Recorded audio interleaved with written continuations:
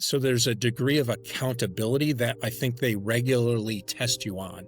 And I think those Hmm. tests are important because they're trying to evaluate, are you just after me for my money, or do you want to truly do you want in addition to my money, do you want my mind, my thoughts, and other things that can help your institution, your programs be better? Every so often you meet someone and you're a bit surprised by how similarly you view the world. When I met Brian Otis, that's immediately how I felt about him.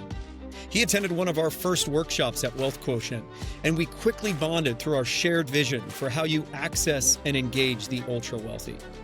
We've known each other now for nearly a decade, and those convictions have stayed true this whole time.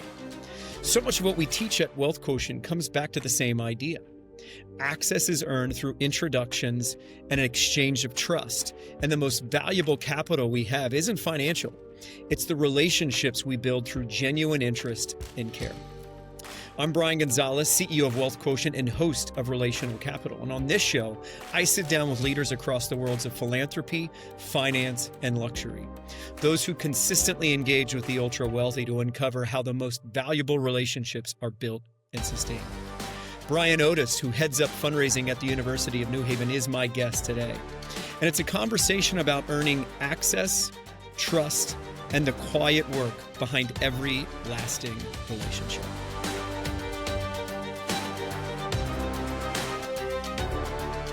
Okay, it is my pleasure to have with me Mr. Brian Otis.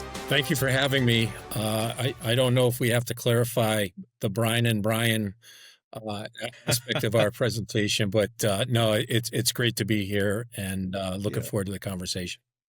Yeah, Brian and matching Yeah. outfits as well. So, we got to love that. So, Brian, we've known each other for over 10 years at this point in time. And when we first met, you were heading up principal gifts at UConn at the University of Connecticut. Um, where are you now? What are you doing now? Tell us a little about yourself, your organization, and how you got into higher ed fundraising. So currently, I'm the vice president for advancement at the University of New Haven.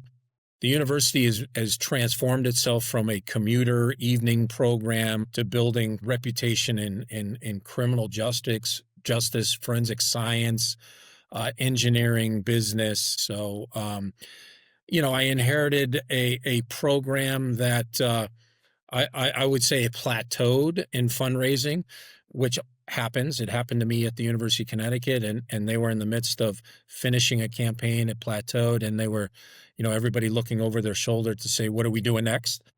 And, it Hmm. was up to me to bring kind of energy, creativity, innovation to the university to kind of elevate it and take it to the next level. And I'm entering my fifth year. And this past year, we've almost tripled the amount of fundraising that we were doing when I first arrived here in 2021.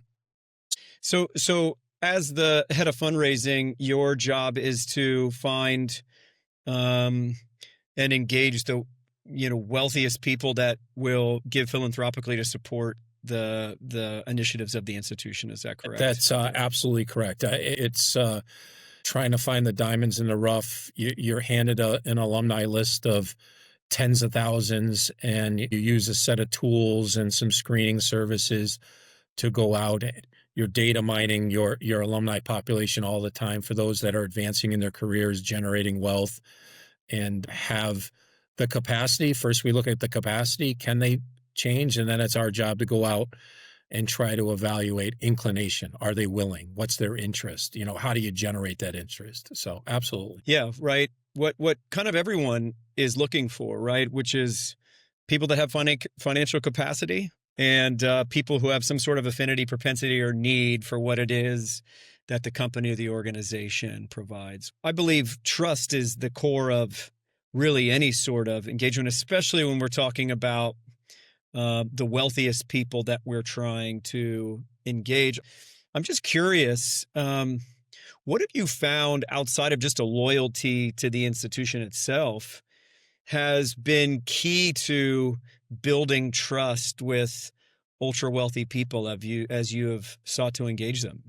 for from my vantage point, it's an ability to listen to them explain and share their story of their journey, what went well, what were their challenges, and how I can then adapt or communicate how we've reconfigured our operations, or how I've personally gotten involved to maybe solve some of the challenges or hurdles that were impediments to them, or at least how they felt when when they were students. And that ability to listen and then demonstrate a solution or solve a problem, I think is the definition of building trust. You use trust. I think it's exactly that. So it's not, for me, it's not this complex formula. It's kind of how do you lean into trust, and understanding what trust means to each individual, and that really comes from them sharing their story, and really having an ability to listen. I, I Yeah. I sometimes struggle with people on my team that want to go in and sell the excitement, sell the energy of what's going on at the university. But often for us, it's really kind of leaning into, what was the experience like? What were some of the things you felt could have been done better or could be improved on?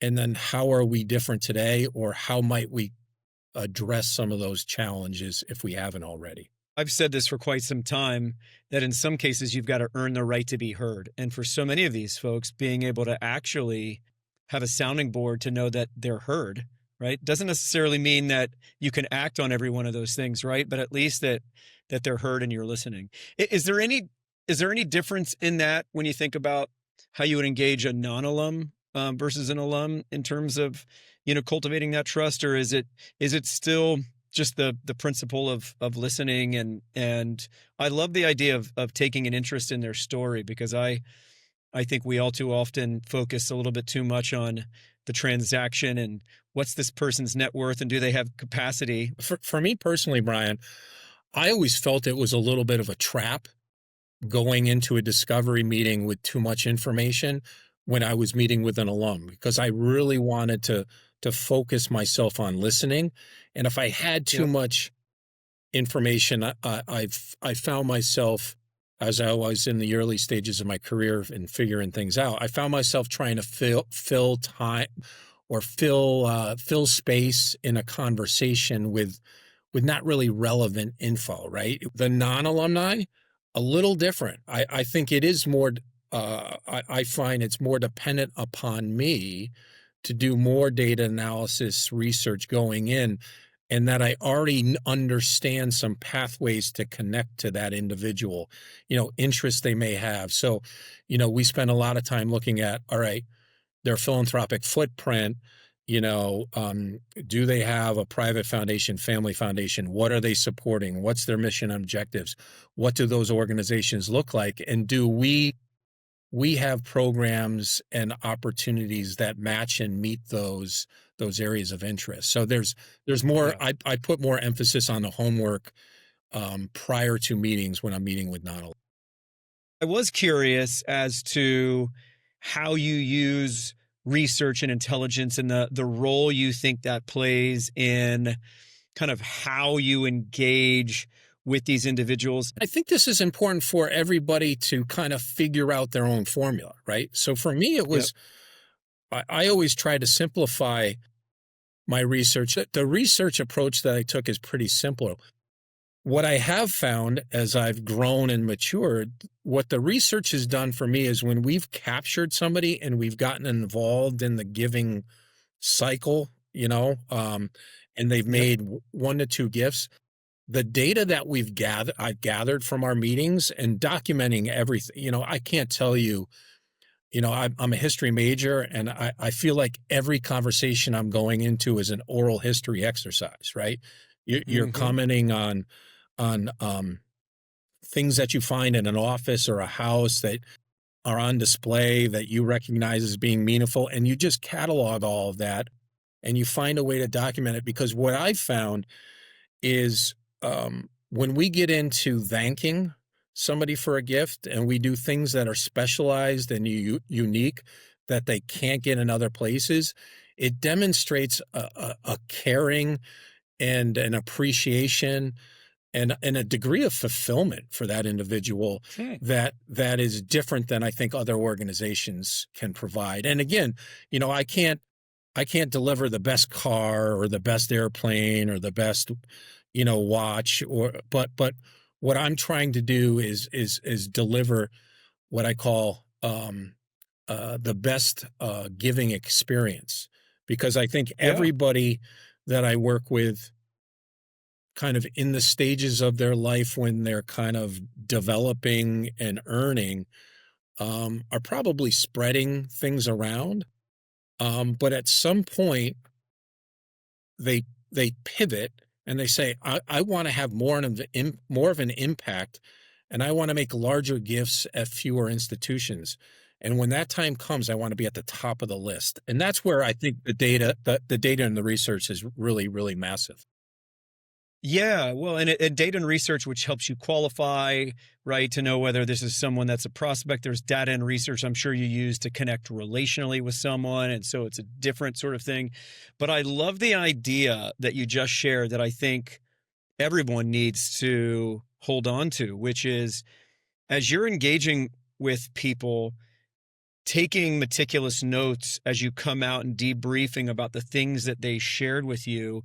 And what an amazing, I think, principle that you've just unearthed that I haven't thought about before, which is when you're thanking people for the gifts they've made, you know, which we need to be thanking properly those individuals that are making large philanthropic gifts, right? Many of our for-profit and commercial clients do sort of corporate gifts to thank someone after a purchase or something like that.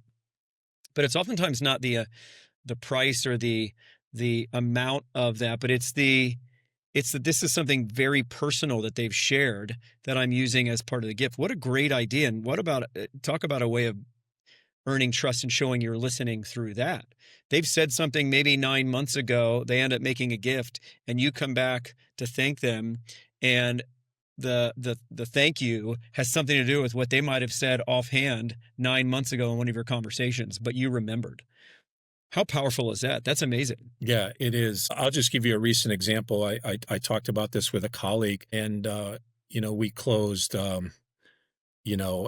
really large gift and a pledge, and from an older couple, and we were sitting down, my colleague and I, talking about what can we do to really kind of recognize them and thank them, and they certainly want to be low key and anonymous even for a bit. One of the things that these things, they're small, they're special, they're thoughtful, but they've been as a couple ice skating for decades. You get up in the morning, they go to the local rink and they skate. And, one of the things that really kind of transformed the work that we're doing was my colleague and the person leading the relationship said, "Would you mind if I came to the rink one morning and kind of, you know, watched you? You've talked about how much ice skating is meant to you and members of your family, and would it be all right?" And it may sound contrived and a little bit of a shtick, but just taking that interest in something that is so personal and unique, the individual was like, "You really want to do that?" And they were like, "No, it's kind of piqued my curiosity, and I'd love to watch, and it would be a lot of fun." Yeah.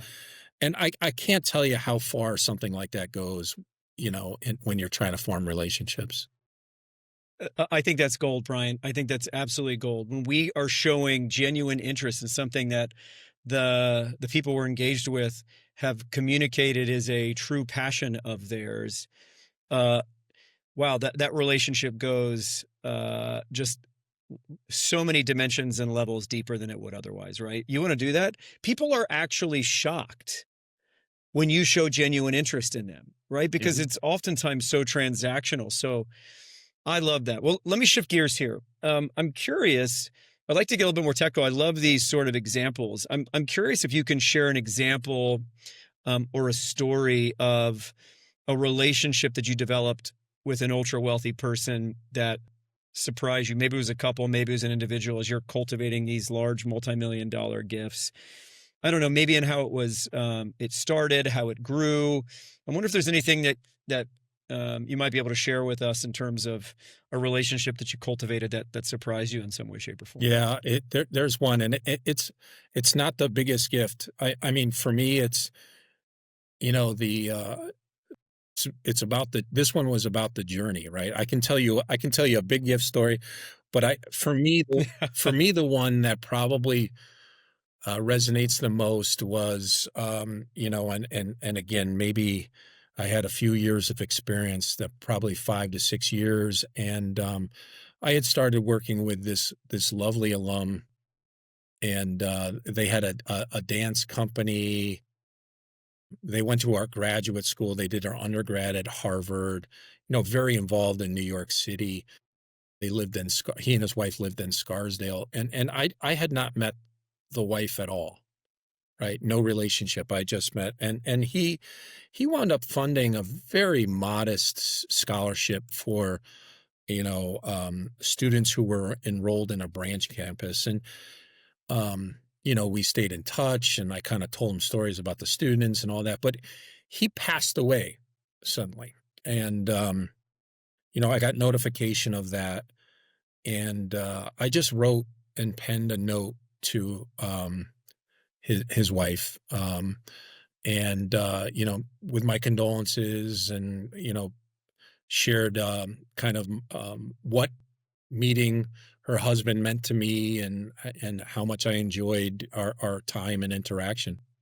And I don't there was no timing. I didn't place a call. I just wrote a note, and I got no call back, but a couple months later I got a check for $1,000. I said, interest. I said, gosh, and I felt guilty. I wasn't writing my note to In order to get to elicit, Yeah. a response or a gift. And I called her, and I thanked her, and she said to me, and I asked her if we could get together, and she said, I want you to understand something. And I said, what's that? She said, my husband gave a lot of money away to Harvard, and he didn't do much for my unit, the university I was working for at the time. And when he passed, um, they sent a form letter acknowledging the condolences, and you wrote a handwritten note. Oh, wow. And she said, what that told me was the small amount of money Jim was giving to you meant a whole lot more to your institution than the money he was sending to Harvard. And I don't say that to take a shot at Harvard, and they're, they're Yeah. doing wonderful, but I was early in my career. It made me feel, it validated, made me feel proud of the work I was doing. So we've built a relationship, and pivoted her support into study abroad scholarships for students in inner city. These kids who literally, their lives are transformed. They've never been on a plane. Their idea of seeing the world is like 5 blocks removed from where they grew up. And, these students would go for 6 to 8 weeks for different parts of the country, large cohorts, and they would come back, and I would invite her to campus, and they would give presentations about what they had experienced did and how it transformed them.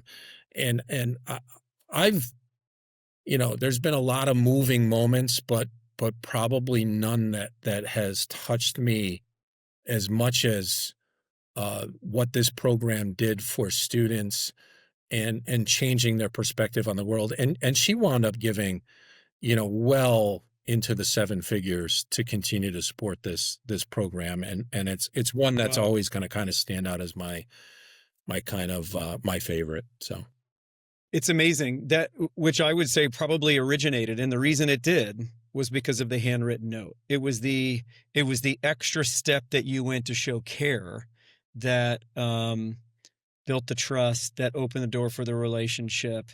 And it's always the little things, right? It's always the little things that end up opening the door. Well, that kind of leads me to my next question. As you look back on the landscape of your career and What do you think organizations or people get wrong individually when they are trying to um, access and engage, the very wealthy people that they're targeting? For me, some of this comes back to working with you, Brian, and coming into a couple of the programs that I've been involved with. And I think my takeaway has always been, there's always been a couple in the crowd that are their ego and arrogance gets in the way, and they shut down to learning and hearing the message. I remember, you know, discussing the referral process and high net worth, and having a colleague come up that reported into me saying, "Well, I know all this stuff." And I said, "Yeah, but are you using it?" And they stopped, right? And I knew the answer to it, but my comeback was, it, yeah, it's fundamental. Um, you know, you've been doing some of the work, so you're aware of the buzzwords and what's to be said, but are you executing it? Are you using it? And the answer was no. So I mean, you have to maintain a willingness to kind of um, stretch yourself, be willing to be humbled at times, that you don't always have the answers. Work with other people, whether it's in other sectors or other industries, understand, you know, a little bit about what's helped them be successful, and try to adapt it to a style of your own that is authentic and genuine and unique. And I think that's that for a lot of people. And I think the private sector, outside of nonprofits, probably does more to train up and coach. We do not. I mean, there's more services coming to the nonprofit sector, but oftentimes we're trying to cherry pick people who've been good at pharmaceutical sales and other industries. In fact, lobbyists. I've had a good success in taking government lobbyists and kind of turning them into Mm, relationship people. And and interesting. we do a lot of Yeah. on the job training, and I depend on people to be open-minded, set their ego aside, and be willing to kind of like, let's look at the people who've had success and try to replicate it in a way that's authentic and genuine to yourself. Yeah. That's really good. Yeah. I love the it's not what you know, it's what you do. I don't care about what you know. I care about what you do. And, well, so when you think about your most successful engagements with ultra wealthy people through the years, and you've had a lot, I'm curious if there are any threads that you've seen running through them in terms of the key ingredients that make them work, right? And I'm sure there have been some that haven't worked, right? And some that have fallen through. But in terms of the most successful engagements that you have, are there any kind of key ingredients that have run through them that kind of stand out to you?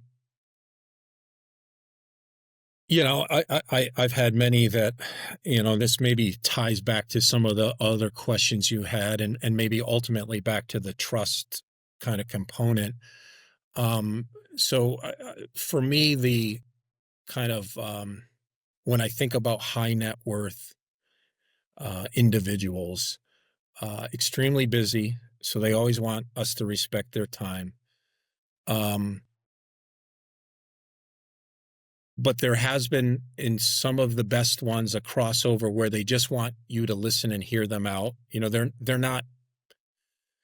They don't have friend relationships that maybe you and I have, where you're going to spend 3 hours on a golf course or something. I don't find them to, they don't have the patience for those activities and that type of banter.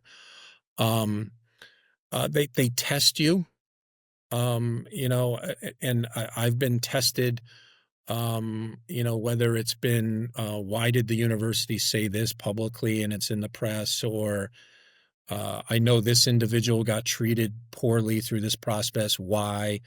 And so there's a degree of accountability that I think they regularly test you on.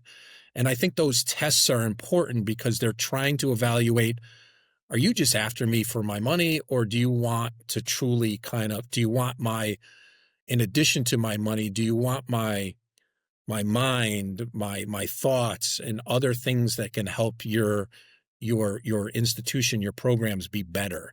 So I find that there's like a chess game within the whole experience where you're tested from time to time, and how you respond.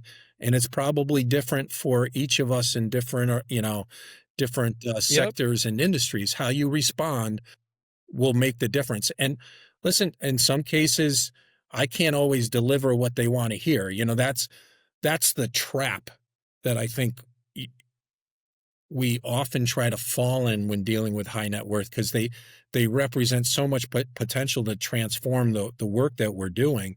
You can fall into a trap by telling them things you can't deliver on, when Hmm. sometimes they just want you to be direct, honest, and truthful. Like, that's we can't do it. We Yeah. can't do it. And that's a Yeah. tough That lesson to learn. testing Yeah. thing.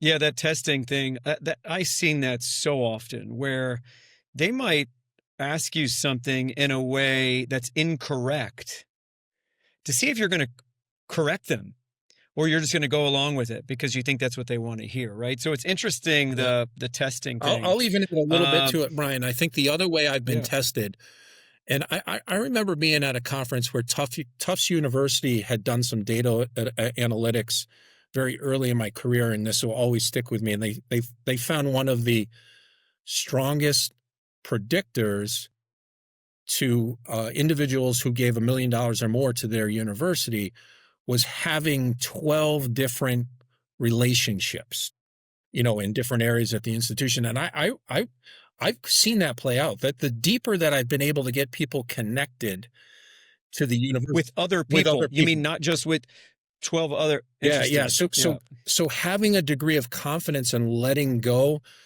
of a relationship that you're managing to allow them to engage in others can be daunting yeah, and scary, but it's so transformational. However, back to the test, oftentimes when you've got a relationship developed like that, they already know the answer to something they're asking you a question for, right? So the ultimate test, they're like, if you don't get it right, I already know the answer. So yeah. like I said, it's a chess game, mentally, that you have to be up to the challenge for.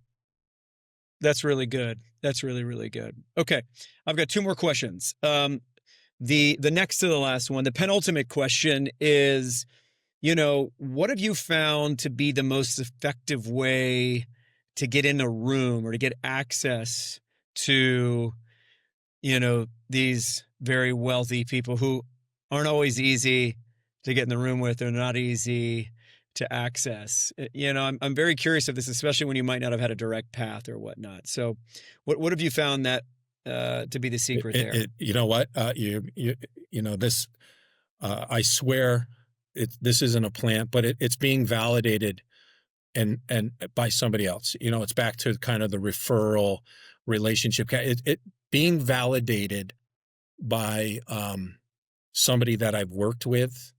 Um, and oftentimes that happens in different ways. I've been in the room at galas and receptions, and somebody sees me talking to, the three or four biggest, individuals in the room, and everybody knows who they are. When you go to an event, they're talking, Yeah, they know who they are. And when people observe you interacting, you begin to kind of, you're developing a brand that kind of has a halo effect in yep, terms of the people that you can reach. And sometimes we underestimate that. I do it to myself all the time. I'm kind of an aw shucks humble person, and probably don't give myself and others who do this work enough credit. But once you get in a room and you're seen in the room and you're interacting, there's a halo effect to it where people feel like, hey, I can talk to Brian about um, Bill or Jane, and they're boastful about it. They want to talk about Hmm. the good experience they had, and I think some of my early um, experiences going to cocktail receptions, I was competitive. I wanted myself to be known by the biggest people in the room, and I was in a culture where it was like you're too junior on the team, stay away. It was a little taboo, but I you know, I found a very kind of modest way to kind of find a way to just over time, I'm going to get myself known. They're going to understand who Yeah. I am and what I do, and it takes work. You have to work at your brand. Yeah. So hopefully that Well, gets to kind of your question. no, and you are being humble because you're a presence when you're in a room. So of course that's going to happen. But I think what you're saying makes a lot of sense. Okay, one last question. In your career, as you've engaged this audience very successfully, I'm curious. Uh, Maybe there was a mentor, maybe there's a lesson you've learned along the way, maybe a universal principle that kind of has weaved its way into the foundation of what you do that you might share with the audience, regardless of the industry. Is there any kind of principle or word of advice you'd leave to the Well, audience? I mean, I think for me, I've worked with people who are like, oh, they haven't responded to me. I'm going to drop them from my caseload, and I'm going to go, get two or three other names to work with. And if you truly have somebody that you've set your sights on, and I found this working with my current president, who's exceptional at this. My colleague is exceptional at this, and it's something that I've gained a new appreciation experience for probably within the last 5 years is targeting, c- doing more to target the non-alumni group, and doing it in a persistent way through their network. Understanding Mm-hmm. the people they know in the community, who they're engaging with, and again, you know, finding the right way to be humble and you know demonstrate why and build the case for it. And I've had more fun in the last 4 years uh, prospecting the non-alumni group than I had in the previous 20. I Interesting. think there was because we were building a program at the University of Connecticut, there was a lot of low-hanging fruit.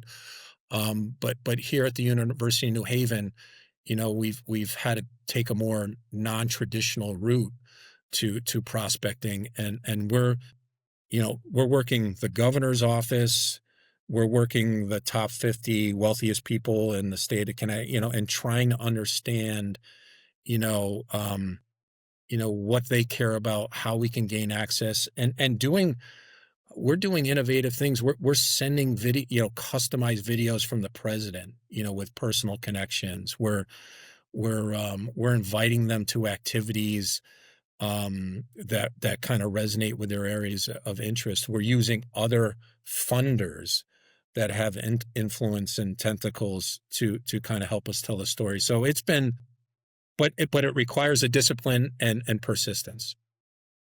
You know what I hear in my vocabulary when I hear you say this, and forgive me if I don't know a better way to say this, but you enjoy hunting, you enjoy the process. And I think if you're going to be successful, and I'm just kind of piggybacking off of you, I think you got to enjoy the process and enjoy kind of hunting and the challenge of how do we build and get access to these individuals. I don't know. There's got to be some sort of enjoyment to it. I feel like way too many fundraisers or sales professionals, in my experience, just want to be order takers, right? And a joy in the process of going out there and turning over the rocks and hunting is a lost art, right? But it sounds like that's kind of what you're saying. Not to put words in your No, mouth. I agree. I agree. Yep. Well, Brian, this has been great. I'm so honored to have you. You are just as world-class as it gets, and the University of New Haven is lucky to have you. And so this ends our conversation. Thank you, my friend. Thanks, Brian. I've enjoyed it. Relational Capital is produced by Wealth Quotient, where our mission is to help sales and fundraising professionals access and engage the ultra-affluent market more effectively and efficiently. To learn more or schedule a call, visit mywealthq.com. I'm Brian Gonzales. Thanks for listening.